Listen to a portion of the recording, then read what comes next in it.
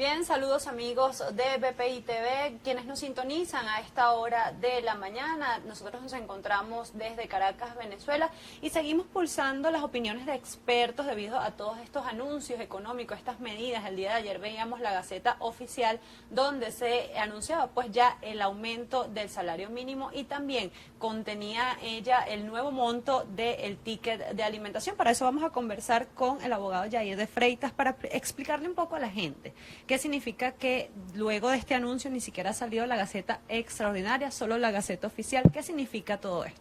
Sí, bueno, la verdad es que, digamos, tenemos un anuncio que fue dictado por el Ejecutivo Nacional a finales del mes de agosto, en la última semana del mes de agosto. Apenas ayer en la tarde se conoció que en el sumario de la Gaceta Oficial fue publicado el decreto de salario mínimo y también de beneficio de alimentación, y luego en la noche, ya en extremis, entonces aparece el contenido en la Gaceta Extraordinaria, lo cual obliga obviamente a un análisis, ¿no?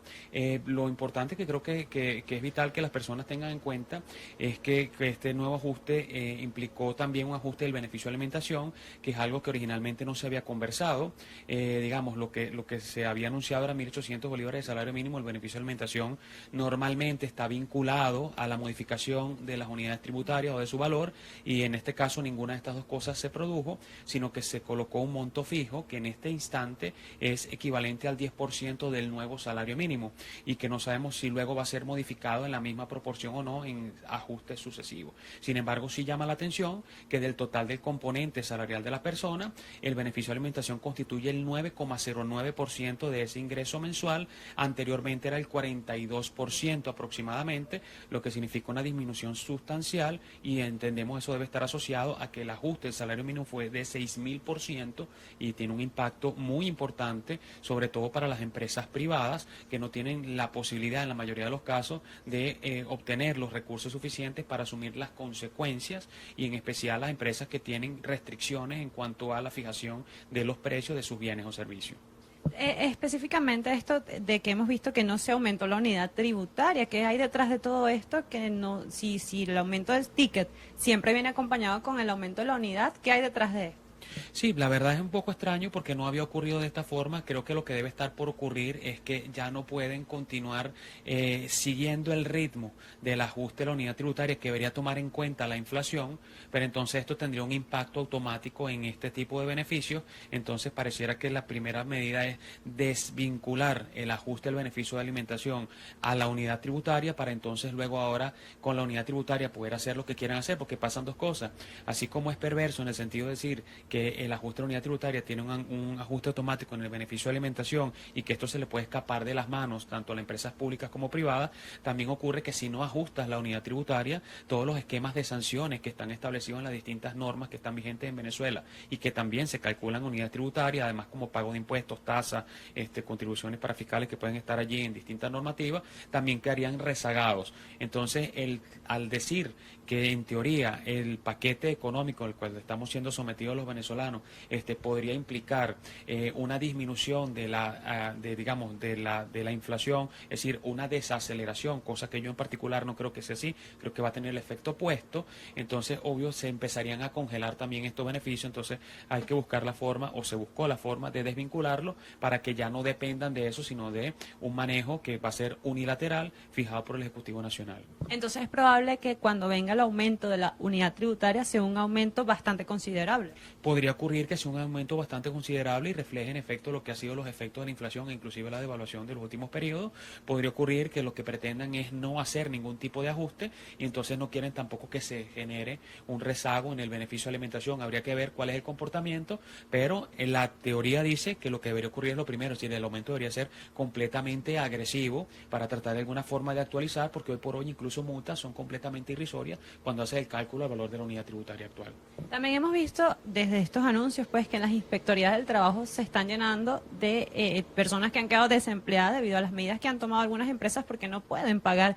este aumento. ¿Va a seguir incrementando esta situación? ¿Cómo ven las empresas esto? Que, bueno, hay una inamovilidad, pero aún así se tomaron estas medidas. Hay un hecho muy curioso en todo lo que tiene que ver con la administración del trabajo. Antes de todo el anuncio del Viernes Negro, de todas las medidas económicas y en particular del salario, las inspectorías del trabajo tenían mucho menos flujo de personas, pero muy muy poco flujo de personas, y lo mismo está ocurriendo con los tribunales laborales, y ello porque la cuantía de los cálculos de las liquidaciones por concepto de prestaciones sociales era mínimo, y pues muchas veces el pelear esos pagos cuando los patronos no cumplían con sus obligaciones, se hacía cuesta arriba. Lo que ha empezado a ocurrir ahora en Venezuela es que, derivado de la nueva ajuste del salario mínimo, esto es algo que recobra sentido, y luego está un fenómeno que es que las empresas, evaluando circunstancias y posibles escenarios en cuanto a la viabilidad para poder continuar y mantener su actividad empresarial, entonces toman reducción de reducir costos, la decisión de reducir costos. Y una de esas decisiones pasa por evaluar cuántas personas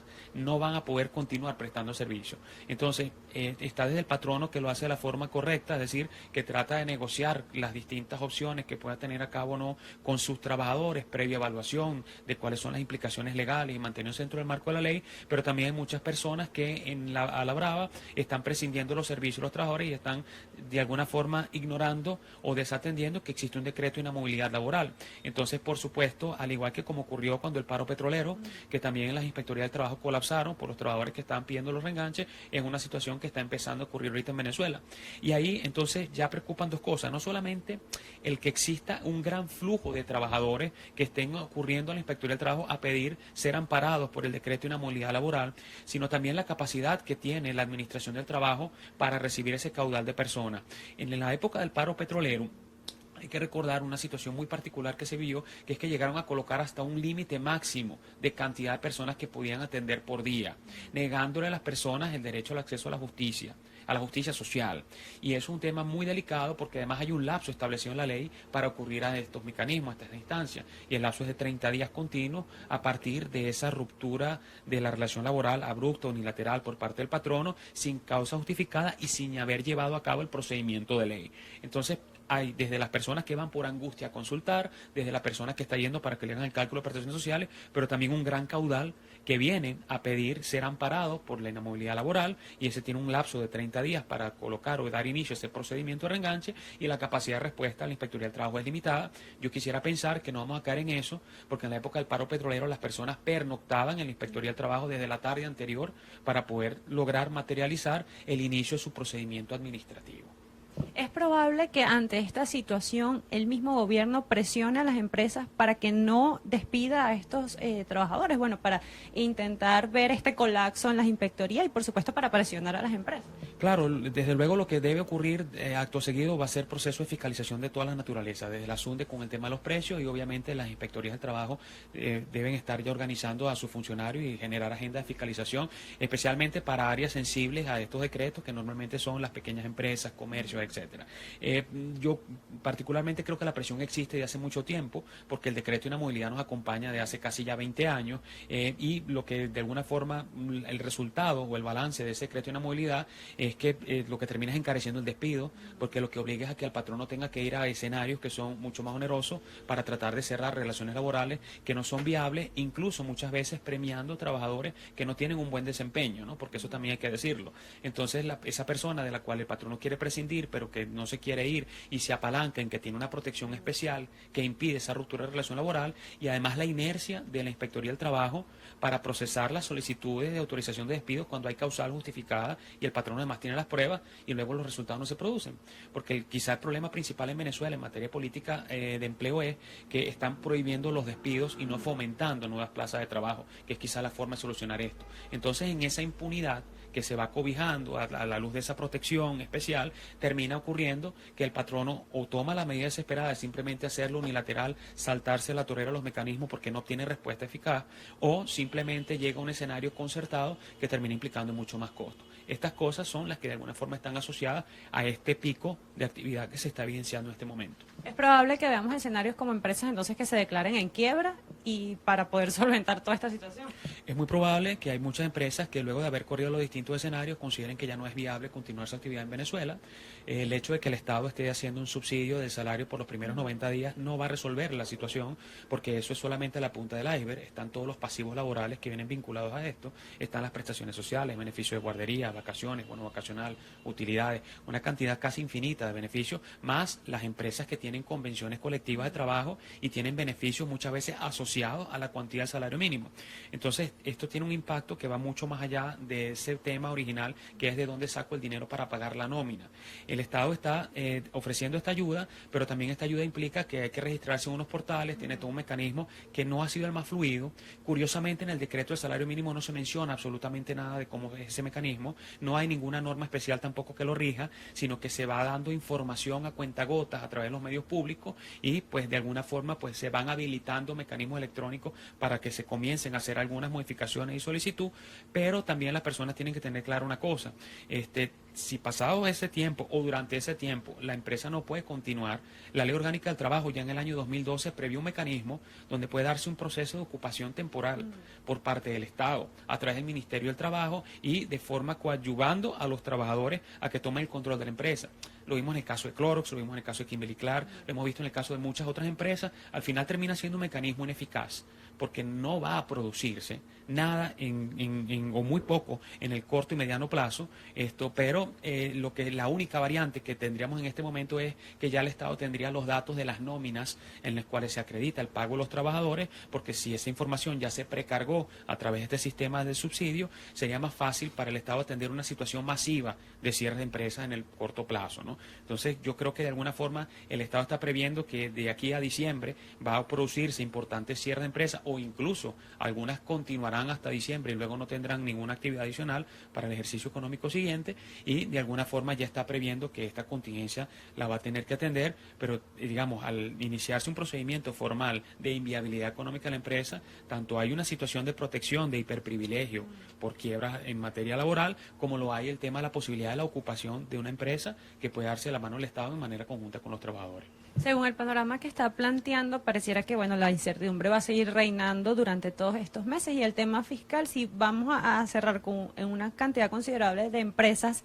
que han bajado sus Santa Marías para el año que viene, entonces, ¿quién va a declarar el tema fiscal? ¿Cómo va a estar la recaudación? Sí, es un tema muy delicado. Yo creo que incluso el gobierno algo de eso está previendo porque está acelerando el tema de los pagos, las contribuciones especiales en materia de pago de impuestos. Y en particular está subiendo también el impuesto al IVA. Es decir, o sea, la carga tributaria está variando en Venezuela, pero por supuesto en ningún país del mundo le gusta que las empresas cierren, porque si cierran las empresas, en primer lugar, cierran la fuente de trabajo. Si cierran la fuente de trabajo, significa que hay mucha masa desempleada por pérdida involuntaria del empleo y el Estado va a tener que asumir la carga social a través del Instituto Venezolano de los Seguros Sociales, en nuestro caso. Pero además del punto de vista tributario, al no generar riqueza, tampoco puede haber impuestos sobre la renta que pagar o que declarar. Entonces, este tipo de situaciones lo que terminan es terminando de asfixiar el emprendimiento, lo que terminan es inhibiendo la inversión de capital privado en un sistema que no genera ningún tipo de confianza y en donde las personas lo único que consideran es que al final el dinero que están invirtiendo en Venezuela tiene un muy alto riesgo y es muy probable que lo pierdan en el corto plazo.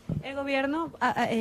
puede que esté previniendo esta situación a través del carnet de la patria y por eso es el llamado a que se registren para tener los bonos ya que estás desempleado. Bueno, es probable que sea un mecanismo paralelo. Lo que está ocurriendo en Venezuela es que de hace rato lo es. Lo que pasa es que en el caso particular del carnet de la patria, para mí es un tema de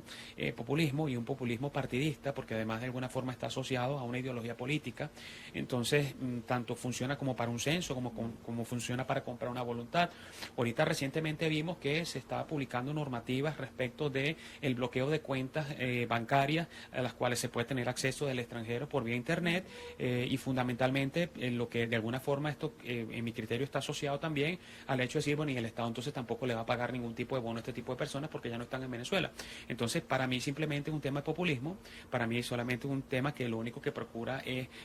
captar una voluntad electoral, mantener a unas personas complacientes con una ideología que desde el punto de vista económico ha demostrado ser profundamente ineficaz, nos ha hecho mucho daño, pero entonces es un mecanismo paralelo a lo que debería ser la contingencia frente a la pérdida del empleo y, por supuesto, funcionará en la medida que exista sintonía entre el proyecto político y la persona que posea o no ese carnet o que se los quiera tramitar. También quisiera consultar de algo que vimos el día de ayer, es esto sobre el encaje legal pues en los bancos, para explicarle un poco a las personas cómo funciona eso. Vimos que ayer diversos economistas tenían opiniones distintas, pues no se sabía exactamente porque el presidente del Banco Central había dicho una cosa, después se conoció otra. ¿Cómo explicarle a las personas en qué consiste eso? Porque muchas están preocupadas incluso en que los límites de las tarjetas de crédito ya no van a subir. Sí, bueno, una de las variantes que yo creo que ocurrió con el nuevo cono monetario, si ser un experto en economía, pero una de las variantes fundamentales que uno evidencia es que hay mucho más dinero en la calle. Cuando uno revisa todos los billetes que están en circulación, el cono monetario nada más en este arranque es de 250 veces mayor respecto al cono monetario completo anterior. Esto significa que al haber mayor liquidez en el flujo económico, obviamente va a haber mayor presión inflacionaria. Este dinero además no se respalda con absolutamente ninguna cosa porque la producción petrolera está cayendo. Ya sabemos cómo es el comportamiento del resto de los ingresos que de alguna forma deberían dar sustento a este aporte. Entonces, hay mucha presión inflacionaria, el tema de la compra de certificados en bolívares para tener garantía o respaldo en un mini lingote de oro, que lo que está buscando es tratar de restarle el dinero al circuito económico que el mismo Estado se encargó de conectar, y ahora lo mismo está ocurriendo con el tema del encaje legal, es decir, están tratando de recoger todo ese dinero que ellos mismos están inyectando a la economía para tratar de que esto tenga menor presión inflacionaria, y entonces existen restricciones severas a la colocación de ese excedente que recibe la banca, motivo obviamente su actividad, y esto lo que único que procura es eso, tratar de restarle liquidez a este flujo económico producto del cambio del cono monetario, que es un tema muy delicado porque obviamente es una presión muy importante. De hecho, el comportamiento de la persona sigue siendo ir, retirar lo que pueda de los cajeros o incluso de las taquillas, aprovechando que en este momento hay surtido de billetes efectivos, pero no lo usan.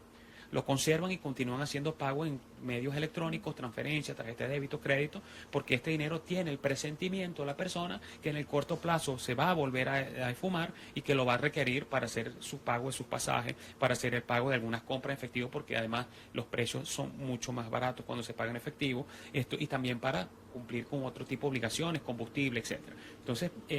lo que hay por parte del Estado es una estrategia en la que coloqué el dinero, pero ahora tengo que retirar ese dinero porque si no me está haciendo demasiado exceso de liquidez en la economía, va a haber mucha inflación y por supuesto entonces se va a perder el efecto del cambio de la reconversión monetaria. Este encaje legal es ese mecanismo y por supuesto es preocupante porque las personas que aspiran a de alguna forma financiar su esquema de gastos, esperemos que con ocasión de inversión y no con gastos de consumo,